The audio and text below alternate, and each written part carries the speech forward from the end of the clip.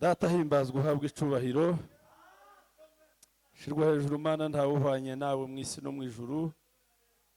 Uri Imana yo kwizerwa no kwiringirwa ibihe byose. Wahozeho urubuturo bwacu ibihe byose, wagiye udutegurira ibyiza mu bihe bitandukanye. Uyu munsi nawo uri mu minsi myiza waduteguriye kugira ngo tubashe kugabana, tubashe kwakira, tubashe kumva ingemu ivuye iwawe. Asante Yesu Kristo, tukurarikiye kugira ngo buri muntu wese uteraniye aha agira icyo agabanye, agira icyo yakiriye, gihindura, gifite intego yo kugera ku mutima we mu buzima bwa kiroho. Sandi kuko uri kumwe natwe, sandi kudufasha muri byose mu izina rya Yesu, amen. Turashima Imana idushoboje kubaha uyu munsi. Imana ihabwa icubahiro. Nitwa Kimararungoze Maisha, ntuye Kampala, nsengera mu itorero rya Maranatha, aho ni ku Batanzi. Yes. Hanyuma turashima Imana kubw'uyu munsi Imana yabonye ko tugomba kubanamo, twebwe mu gihe wenda cyashize tutabiteguye cyane, ariko Imana yo yari bizi ko tuzabana uyu mugoroba. Abo duherukanye n'abo tudaherukanye, inshuti n'abavandimwe, ko turababona ha benshi, tubahaye kaze. Imana iri mu ijuru ibaho umugisha. Dongera kwakira bene data dusengana. Hariho bamwe bamaze igihe inaha, hari abandi bari mu muryango wa Charles bahazindukiye, ariko babonye ko ari ngombwa kugira ngo duterane uyu mugoroba. Tubahaye kaze, Imana ibaho umugisha. Wenda abo tuza kugira ibyo dusangira mu buryo bw'indirimbo, dushobora kuza kubikora nyuma tuhaye dusoza umwanya, niba uza gusigaraho ko dufite dukoresha. Ijwi rirafatanye imihogo, ariko si cyane, nubwo rihaye rivuga nabi, ariko turumvikana. Ndashima kubwa Rugabire, dukorana umurimo w'Imana kuva kera cyane. Mu minsi yashize twakoranye ibintu byinshi mu gihe kirekire.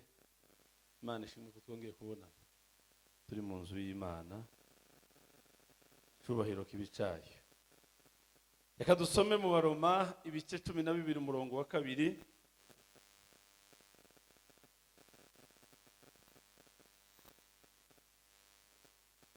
Umuntu ufite Bibiliya ijambo ry'Imana aze kudufasha nawe yisome.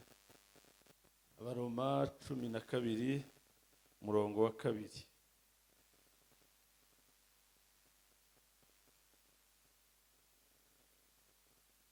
Tuhashake tuhabone, hanyuma dusome tuze kubumba ibitabo. Abaroma 12 no ku murongo wa 2.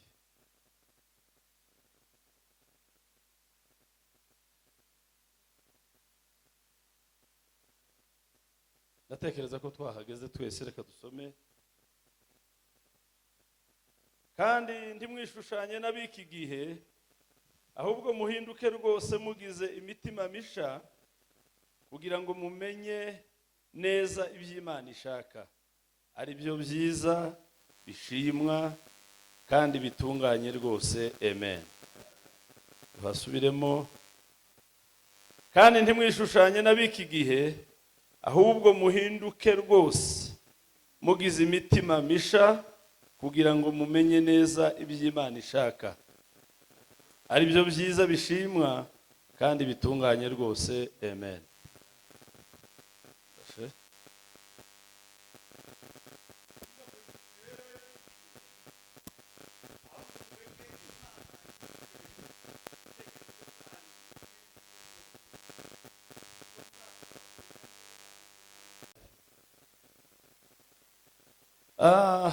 iri jambo tugiye kuriganiraho mu mwanya ukungana n'iry'Imana yadushize ku mutima. Tumaze kugirirwa amahirwe yo guhabwa uyu mwanya kugira ngo tuganire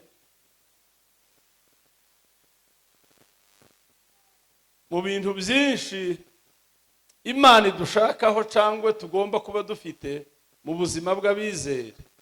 Harimwo ikintu cyitwa guhinduka. No mu buzima busanzwe bw'abantu, uretse ubuzima bw'abizera, byanga byakunda habamo guhinduka. Hazahaba impinduka ku muntu cyangwa ku bantu. N'akarere konyine uretse abantu nk'umuntu nako kagira impinduka. Uzuva ahantu wahasubira ugasanga byarahindutse.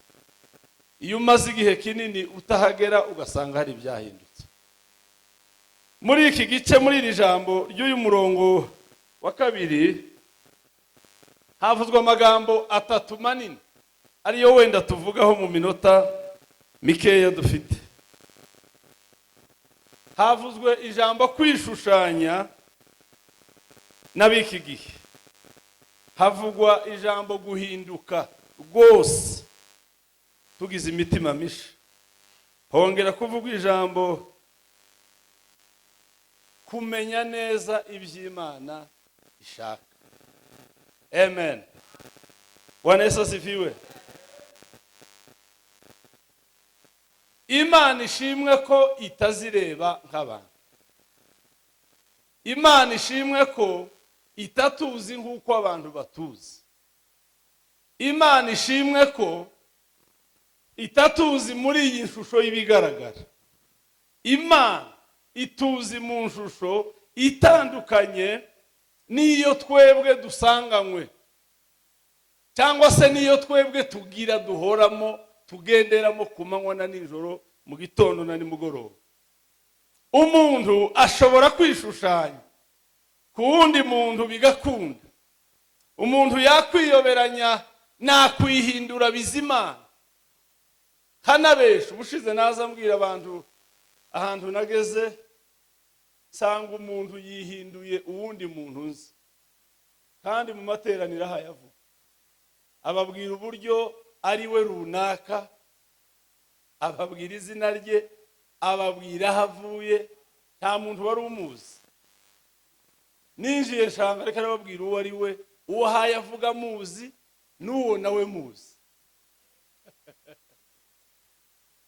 Abantu bafashijwe cyane, ariko cyane batafashijwe ni ko ntabyo yari yavuga.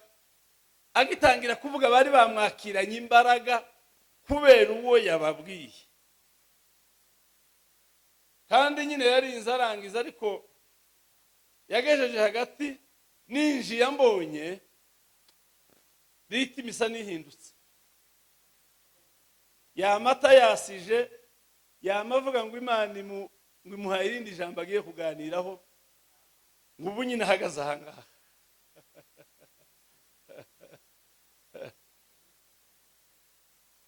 Ngo dusohoke ndamubaza.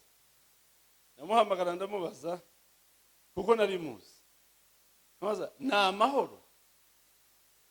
Mwinya ni amahoro. Niki cyabaye? Amagambo usanzwe wayuvuga ni wewe n'uwundi.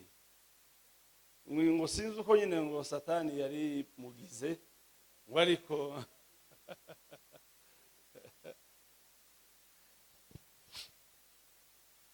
umuntu birashoboka ko yakwishushanya akihindura undi aho batamuzi, bikaba ngombwa ko buvuga ko ari we.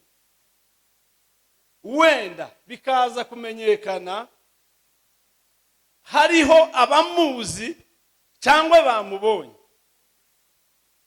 basanzwe bamuzi, bazi uwo ari we, bazi ishusho ye, bazi imvugo ye n'imikorere yiwe. Ariko umuntu ku bandi yakwishushanya bigakunda. Ariko imbere y'Imana ntawuza wishushanya ngo bikunde. Imana niho narimvuze ngo Imana ishimwe ko ituzi kabatwebwe iyo abandi batazi. Mu gihe turi muri louange na adoration hano, tuhaye turamya, duhimbaza, tunezerewe, turi mu munezero mwinshi, turi mu kivunge cy'abantu baruta aba bicaye hano, Imana yo ntabwo irigera yitiranya jewe ngo inyite uwundi. Ntibishoboka. Mu buryo bwo kureba ko Imana ndi jewe imbere y'Imana, ntabwo ndi jewe mu izina ry'uwundi, ntabwo ndi jewe mu shusho y'uwundi.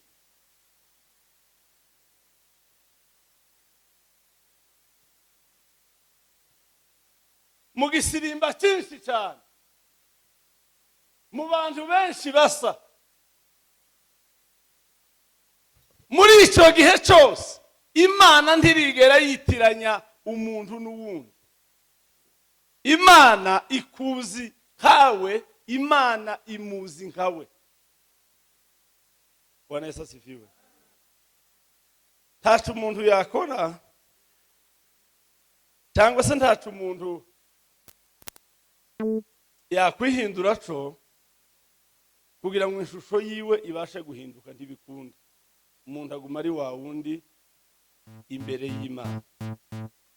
Muri ibyo yaravuze ngo Imana ntireba nk'abantu kandi ntikora nk'abantu.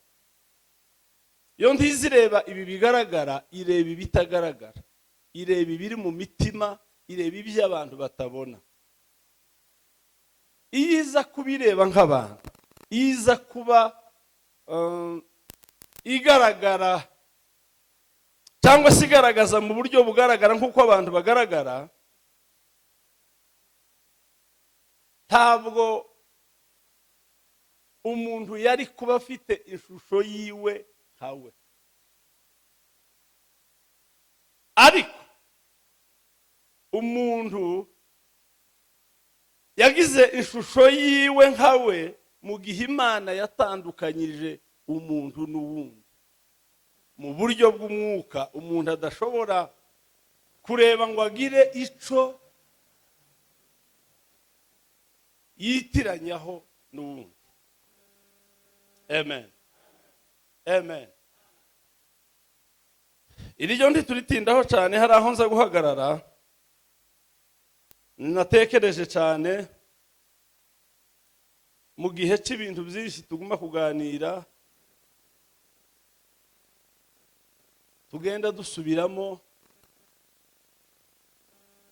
mu miryango yacu, mu matorero yacu, aho duhuriye, aho duhagaze. Amen. Ariryo jambo rinini rivuga guhinduka. Guhinduka mu buryo bw'umwuka.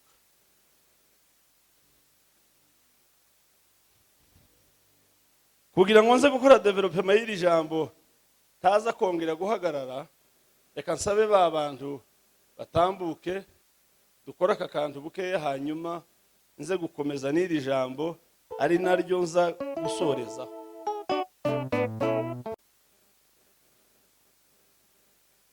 Kuba mu buzima buhindutse, kugendera mu buzima buhindutse. Bwana Yesu asifiwe. Reka nsabe batambuke vuba bihuta cyane, hanyuma nsoreze kuri iri jambo, ndeke kuza kongera guhagarara iminota yanje ndayikoresha neza. Ari sitambuka, Rugabire natambuke, n'abandi bashobora kuba babishoboye, tuze gutambira Imana ho gati iminota mike nze gusoza. Yego.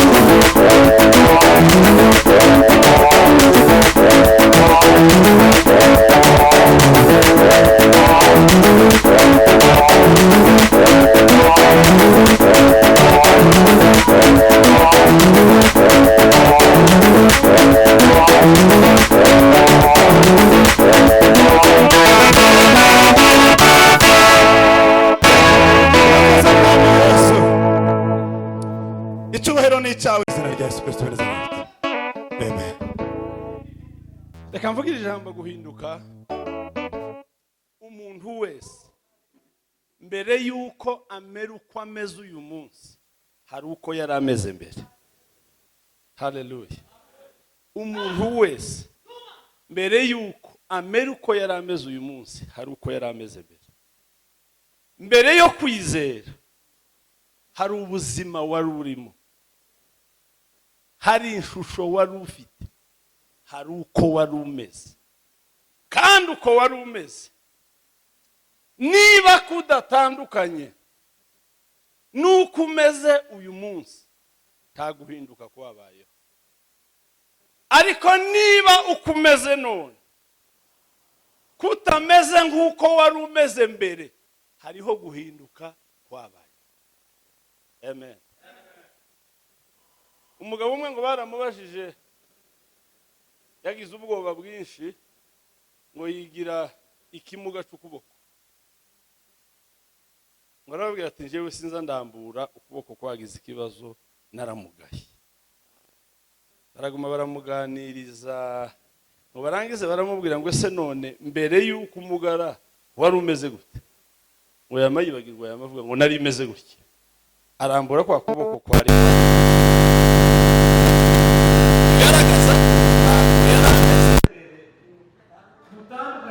ameze uko, ahubwo ameze uko yari ameze mbere. Nta mpinduka zigeze zibaho. Mbere yari muzima, n'ubu ni muzima. Ariko ufite uko yari ameze mbere hari uko biba bitandukanye na none. Amen. Hallelujah. Hallelujah. Muhinduke rwose. Muhinduke rwose. Mugize imitima misha. Hallelujah. Bwana Yesu asifiwe. Yewe nza nibuka mu buhamya bwanje buke nabaye umupagani buke yabisanzwe kimwe nabandi. Ariko mbere yuko mpinduka nabatijwe mfite umugore narashatse. Naranze kubatizwa. Ariko ntaranze kubatizwa mu mazi gusa nkuko bisanzwe. Nari naranze kubatizwa kubera ko nari ntarahinduka. Abandi bose hafi ya bose urungano nabo twari turi kumwe mu muhana barafata. Habo byuste bene burya bw'umuriro. Sigara ndi umukorari nari nzi no kuririmba cyane. Indirimbo z'ikorari zose nkazibatere. Bagera muzi abantu bose zigisirimba bakaziterera kuko sinari gushobora gukora ibyo baza bakora. Noneho ngo ndangize nza kugira ikibazo cyuko tinze kubatizwa kandi mfite umugore narashatse, umugore we yarabatijwe. Noneho haba ikibazo kuko ntazamwa ameza kandi ndi umugabo, abandi bagabo bose bazabamwa ameza. Abantu bakangenderera bambwira ngo kubera iki umuntu w'umugabo washatse abandi barimo kuja kumwa ameza ugasohoka batizwa uzoza umwa ameza. Hababwira ngo ndimukumva ntaragira uwo mwete wo guhinduka. Hari uko nkimeze, hari nuko numva ntarakenera kumera ubunyine. Nibimara kubaho ngahinduka nzaba uwundi utari uyu nguyu. Ariko nimundeke mbanze ngume ukunguku meze. Kubera iyihe mpamvu? Imwe iya mbere nuko nyine jewe byari bitaraza. Ariko ya kabiri nuko babandi bose bikeya bibi nari ngikora. Nari ngibikorana na babandi bose bafashe. Jewe ndafashe. Nabatijwe umunsi umwe bababwira ngo nza ntekereza nkumva umunsi nzobatizwa nzoreka ibi ngibi ndimo mpinduke mbe uwundi. Niko umutima wambwira, niko ibitekerezo byambwira. Dufite ikibazo kinini cyane kigiye gusa n'icyo ngicyo mu buzima bw'umwuka. Haleluya. Dufite abantu batavuye mu buzima bw'uko bari bameze ngo binjire mu bundi buzima. Ni lazima ni ngombwa, birakwiriye mu buzima bw'umwuka kugira ngo ugire aho uva winjira ahandi ugomba kuja. Haleluya. Uko mwari mumeze kera mutarizera siko mumeze none mwarizera. Bwana Yesu asifiwe. Muhinduke rwose hadasigaye na kamwe kandi mugize imitima. Haleluya. Bwana Yesu asifiwe. Muhinduke rwose muhinduke. Nyuma yo gukora ikintu kimwe kiruta ibindi aricyo kwizera Yesu Kristo, tugomba kuba mu buzima buhindutse bumeze nk'ubw'abizera, butandukanye n'ubuzima bw'abatarahinduka aribo twita batarizera. Niba narizeye ngomba guhinduka nkabaho mu buzima bw'abizera uburyo bagomba kubaho. Haleluya.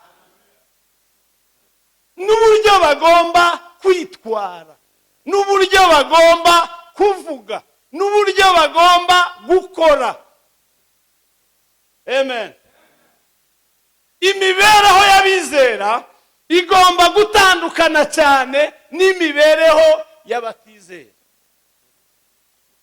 Hari umuririmbyi waririmbye aravuga ngo kera kose nshuti ngo jewe mubona nari umunyabyaha, ngo nakoraga ibyangwa n'Uwiteka, ngo nagenderaga mu nzira zidakwiye, ariko ngo maze kumenya uwancunguye tsindwa n'urubanza nihana ibyaha. Nako gapointi, nako karongo. Maze kumenya uwancunguye tsindwa n'urubanza ngo ndangize nihana iki? Ibyo byaha nihanye rero. Haleluya. Ngomba kuba mu buzima butandukanye n'igihe nari nkiri umunyabyaha. Ngomba kuba mu buzima butandukanye n'igihe nari ndiho ntarabuwizera. Niba naribaga nari umujura, maze kwizera ngomba kuba mu buzima butandukanye n'ubwo ngubwo. Bwana Yesu asifiwe. Niba ngahari umwizerwa mu murimo w'Imana muri sosiyete, nyuma yo kwizera ngomba kubaho mu buzima butandukanye nuko nari meze icyo gihe, kugira ngo bazandeba bose bazovuge ngo mu by'ukuri hari icyahindutse. Haleluya. Bwana Yesu asifiwe. Mu by'ukuri Bizimana yarahindutse. Mu by'ukuri yarahindutse. Ubuhamya bwacu ahandi tugomba kubushakira ni mu guhinduka kwa. Ntibisaba ko tuvuga, ahubwo bisaba ko tugaragaza ubuzima twabagamo ko twabuvuyemo, ubu turi mu bundi buzima bw'abizera. Haleluya. Mukanya nari ntegereye uyu mushumba wa hakurya Moses Magemba yavuga, niyo ngaruka ikomeye dufite, nizo mbogamizi zinini dufite mu bizera.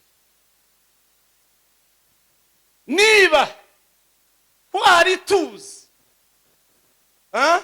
wa wundi runaka Felix twari tumuzi kumusambanyi imbere yo kwizera Yesu Kristo, mu gihe byahindutse akizera, n'ubundi tugakomeza kumubona cyangwa se agakomeza kuba mu buzima bwa yanshusho, n'ukuri nta mpinduka iba yarabayeho mu buzima bwe bw'umwuka. Ariko abizera Yesu Kristo tugomba kugaragaza impinduka. Muririmbyi yaravuze ngo turi urwandiko rusomwa n'abantu bose, mu muhanda aho tugenda, mu muhanda aho duca, mu baturanyi duturanye, mu miryango tubarizwamo. Haleluya, haleluya. Tugomba kuba inzandiko zisomwa n'abantu bose. Ibi ngibi twita ibikorwa rusange duhuriyeho, ibi ntawe udashoboye kubikora. Ariko ikintu abantu bose badashoboye ni uguhinduka uva kuri step imwe uja ku yindi. Ugomba kugaragaza difference. Umuntu uhaye ugenda uri mu rugendo ntaza komeza guhagarara kuri escalier ya mbere ngo namaragira hazageza urugendo. Ntibikunda.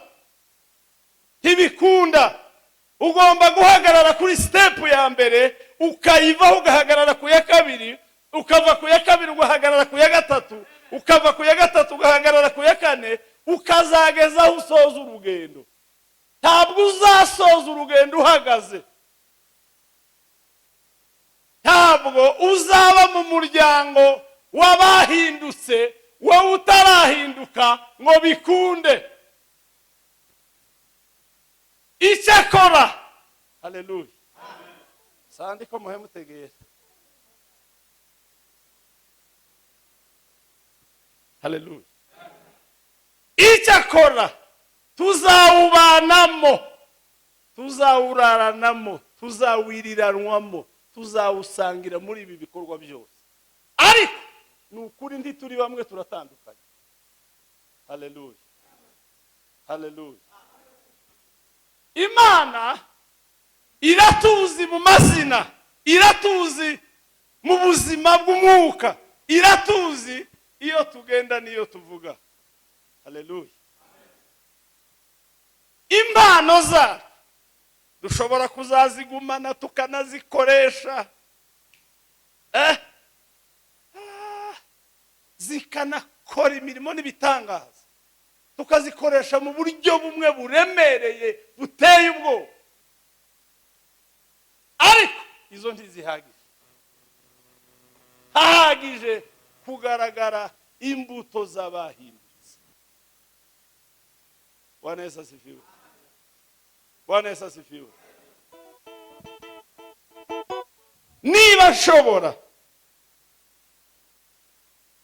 kubaho mu buzima nari mbivuzeho bwo kuba nari umujura, ntorarana na Bizimana ngo namara amafaranga yazongera yabone,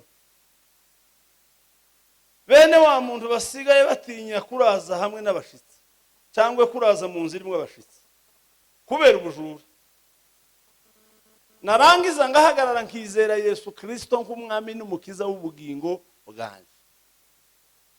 Hanyuma nyuma yo kwizera kongera n'ubundi ngakomeza nkaba wa muntu udafitiwe icyizere cyo kuba yararana n'umuntu ibintu bye bugaca bikira amahoro. Mba ntarahinduka. Guhinduka si ukuvuga gusa ngo mwami Yesu ndakwakiriye nk'umwami n'umukiza w'ubugingo bwanje. Oya, Bibiliya irabivuga ngo tugomba kwizeza imitima hanyuma tukavugisha akanwa kacu tukatura. Iyo tuvuze n'akanwa, iyo ni sinye igaragaza ibintu byabereye mu mutima. Kandi mu mutima ntihaba urugomo, ntihaba agashesho, ntihaba ikivunge cy'abantu.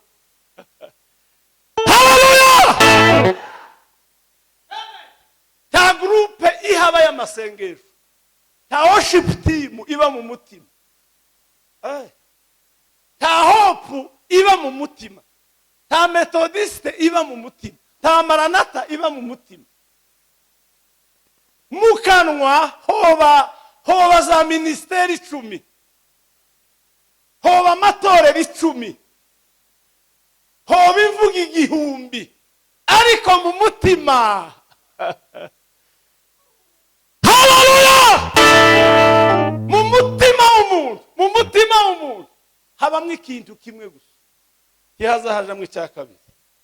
Iyo harimo yego oya ntayibayo, iyo harimo oya yego ntayibayo. Ino wo tubwira byinshi ukatugaragariza byinshi, ariko Imana itaza yumva amagambo, izireba ku mutima hahindutse, izireba iyo byavuye, iyo iza yirukankira kureba iriya ku ndiba y'umutima aho bikomoka, kugira ngo irebe ko ibyo uhaye uvuga, ubuzima ubayemo, amasengesho usenga, indirimbo uririmba, ubutumwa uvuga, niba koko bivuye ku mutima. Bwana Yesu asifiwe. Bwana Yesu asifiwe. Amen. Ubundi dufite abantu bazi kuvuga bimvuze, dufite abantu bazi kuririmba, dufite abantu bazi gukora ibikorwa bimwe n'ibindi mu buryo bwo kubigaragaza no kubivuga. Iyaba muri ubwo buryo tubivugamo, muri ubwo buryo tubiririmbamo, muri ubwo buryo tubibwirizamo, muri ubwo buryo tubikoramo, ari bwo buryo imitima yacu ibyemera, ari bwo buryo bwahinduye imitima yacu. Haleluya! Bwana Yesu asifiwe. Umva nongere haka kandi. Ijambo riza rihindura umuntu, ijambo rigira icyo riza rihindura mu baryumvise. Si ijambo wasomye, si n'ijambo wumvanye abandi, si n'ijambo wakopeye, si n'ijambo wategereye rikagufasha nawe ukaritegura ukaba uribwira abandi. Ni ijambo uvuga wewe ryaraguhinduye, urifitiye ubuhamya. Indirimbo uririmba zishobora kugira ingaruka nziza yo guhindura abandi. Bwana Yesu asifiwe. Haleluya! Imana igaragara, Imana ni umwuka. Haleluya! Imana ni umwuka, n'abayisenga bagomba kuyisengera mu kuri no mu mwuka. Ntabwo bayisengera mu magambo. Oya, iyo tuvuga saya magambo ashobora kugira impinduka, ni umwuka tuyisengeramo ushobora kugira impinduka kubumva. Bwana Yesu asifiwe. Zamurira Imana amaboko. Haleluya! Ijambo rivuye ku mutima uhindutse, ijambo rivuye mu mbaraga z'umwuka, niryo rifite n'ubushobozi bwo kugira icyo rihindura mu buzima bwa mwene data utarizera, cyangwa ugifite igishakwe kimwe runaka kikimuhagaze imbere.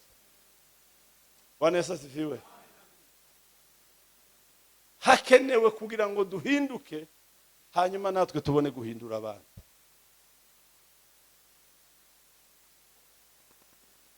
Hakenewe kugira ngo umugabo ahinduke, hanyuma abone guhindura umugore.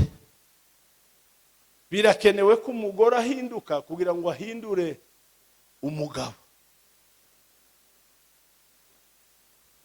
Birakenewe ko muri foyer tubanamo uhinduka, ingeso zawe zigahinduka, imvugo yawe igahinduka, ingendo yawe igahinduka, imikorere yawe igahinduka, kugira ngo ubashe kuduhindura.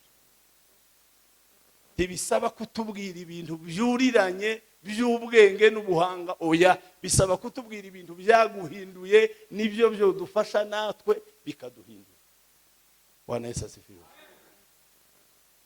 Bwana Yesu asifiwe. Iyo umuntu ahindutse, Bibiliya yavuze ngo nibwazagira, nibwo umutima ubaye musha, abavuye mu buzima bufite ibyamubase byinshi, abayinjiye mu buzima buhindutse. Kandi ngo yamara nibwo ngo azabasha gusingira, akamenya neza iby'Imana ishaka, ari uko yamaze guhinduka.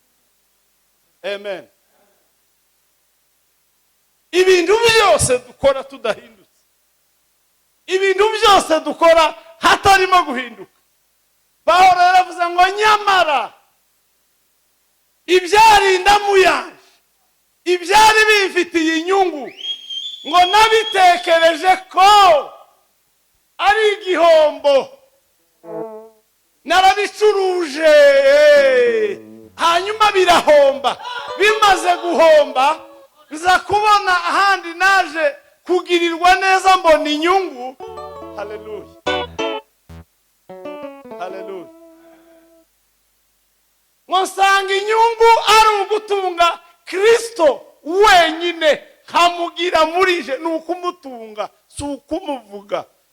Haleluya, haleluya. Si ukubana nawe, oya, si ukubana na Kristo muri quartier, nukumugira muri je.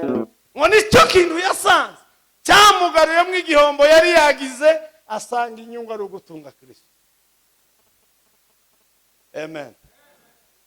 Nukuri Pawulo yari afite indamu, yari afite ibintu byari bimufitiye inyungu, yari amaze iminsi agenderamo azereramo, ariko umunsi umuco wamumurikiye yaravuze ngo ibyo byose ngo yabonye ko ari igihombo, byose abihindura ubusa, asanga kubaha Imana ari byo byonyine bifite agaciro. Amen. Hari ibyo ushobora kuba warahinduye igihombo kugira ngo Kristo akubere ubutunzi. Hari ibyo wemeye guhomba, hari ibyo wemeye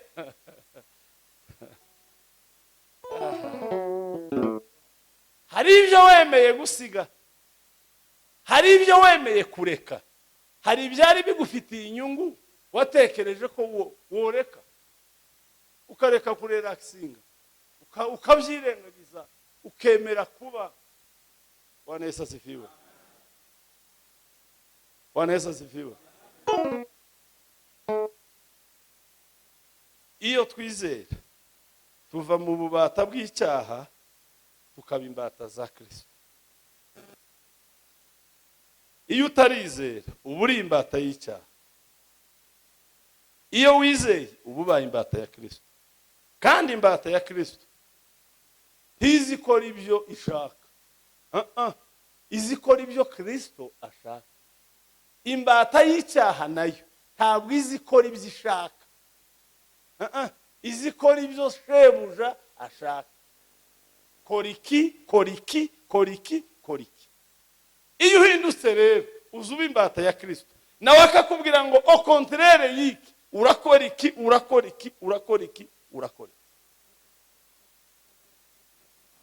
Emeye usiga byose mbwira, emeye usiga byose mbwira.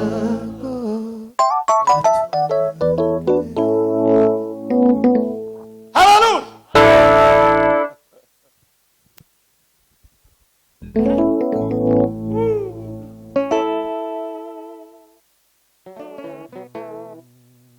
Hari ibyo uretse, hari inyungu wahinduye ubusa. Kwa muragira ngo muri Yesu nukurelaxinga, ni relax, na mafiere kwambara sango tuberwe ngo turi muri Yesu, turi muri we ko, turi muri ari ibyari inyungu ya, ibyari bifitiye kamere umumaro, ibyo twabicishije nk'umurongo bihinduka igihombo, twemera gutunga Kristo kugira ngo ari we udutegeka, ari we wimira bitatugeramo, ari we wanga ibyo tutagomba gukora, ari we uduhangura ibyo dukora, kubera ko twarahindutse, twavuye. Haleluya. Twavuye kure iriya, twarahindutse, itukiri abandi. Bwana Yesu asifiwe. Haleluya.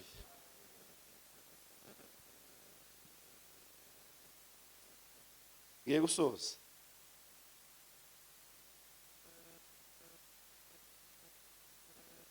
Mu by'ukuri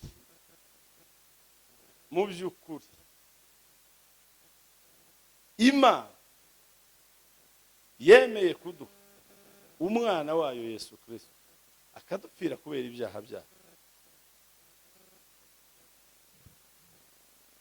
urutonde ubu tugize ngo dukore urutonde rw'ibyo Yesu yaje gupfira kugira ngo tubireke, ngira ngo turabizi n'ibyaha byose, siko bimeze. Ngira ngo hari ibyo yaje kuturekesha, yaje kudupfira kugira ngo tugire iriya liste ya biriya byaha 1 2 3 4 5 6 7 8 9 10 11 12 gukomeza. Yaraje kugira ngo adupfire hanyuma tubireke. Hanyuma rero niba twongeye kubikora kandi ari byo yaje gupfira kugira ngo tubireke, amen. Abantu batihana bongeye n'umuru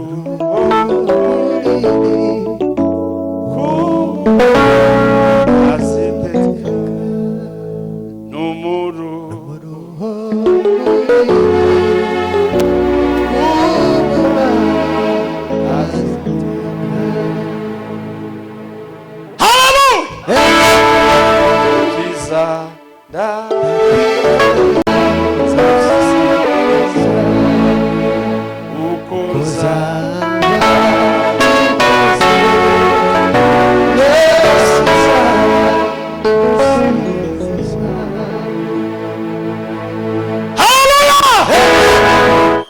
umugabo umwe ngo yaravuze atarizera Yesu akiri umupagani usanzwe, bagomba kumumubwira ngo mararavuga ngo si Yesu ni ibiki yaje gukora, ni ibiki azaturekesha, ni ibiki yanga, ni ibiki akunda.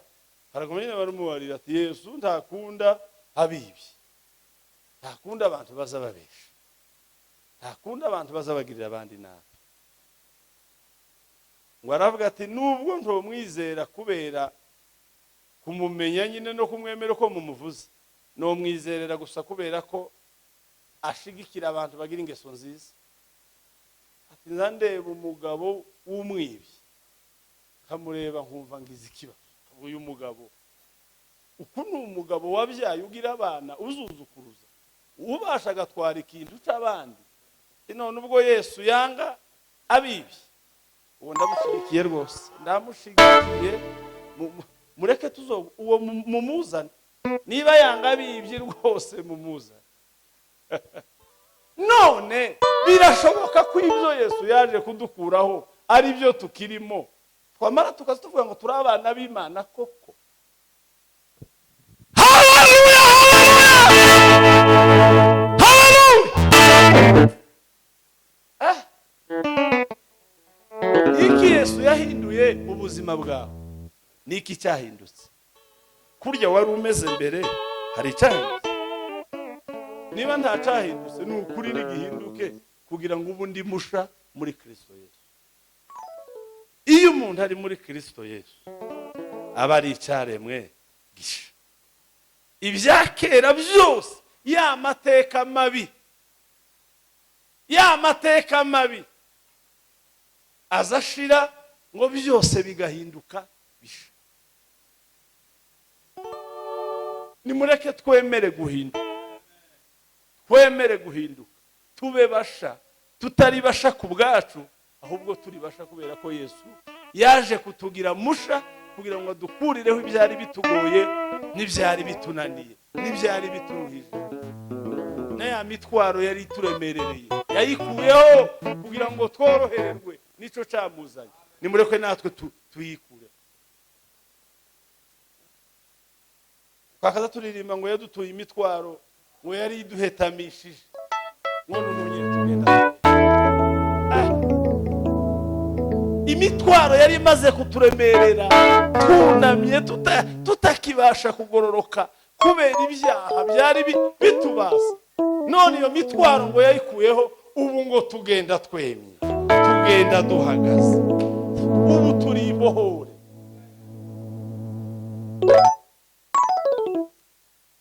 Haleluya, haleluya, haleluya. Akira guhinduka mu buzima bwawe, akira guhinduka uyu mugoroba. Burya bwari bukikwizingiyeho, shaka uburyo ubwihungura buveho kubera ko uri uwa Yesu. Amen. bijya byari bikikunaniye bijabuke uyu mugoroba. Simba uwo mubande wari uguhagaze imbere, wari ukunaniye, habeho impinduka mu buzima bwawe. Haleluya, haleluya. Usimbuke uve ku mwego umwe ufate ku wundi, usingire guhinduka twaboneye muri Yesu Kristo. Yesu watuzaniye impinduka zibyari bituremerereye, akaza kutworohereza kubwo kubireka kugira ngo tubeho turimbuka. Itekereze neza, wongere ubyumve neza, wongere ubibare neza. Tekereze niba hari icyahindutse mu buzima bwawe.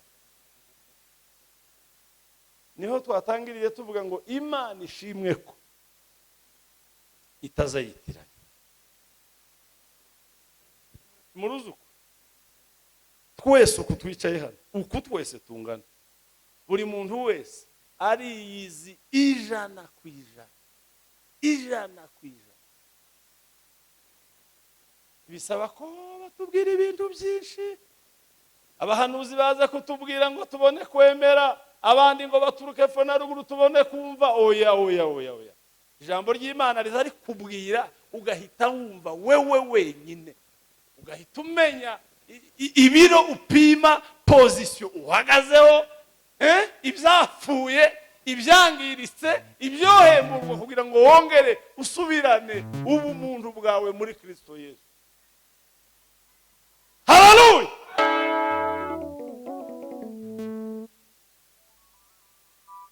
Intebe y'imbabazi iracahari. Urukundo rwa Yesu Kristo ruracari rwinshi mu bantu bose bakikifuza kuva ku rwego rumwe bagera ku rundi rwego. Mureke twakire guhinduka bivuye ku mutima, bitavuye mu magambo, bitavuye mu kanwa kangaka, bive ku mutima. Uzuhinduka kuri wenyine, uzuhinduka kuzabigororerwa, uzuhinduka kubifiteho inyungu wenyine, ntawe muyisangiye. Umugore wawe ntimuyisangiye, umugabo ntimuyisangiye, oya. Umuturanyi ntimubisangiye, oya. Gikuru na kirumuna, oya. Impanga sibyo. Guhinduka bifitiye inyungu wowe wenyine.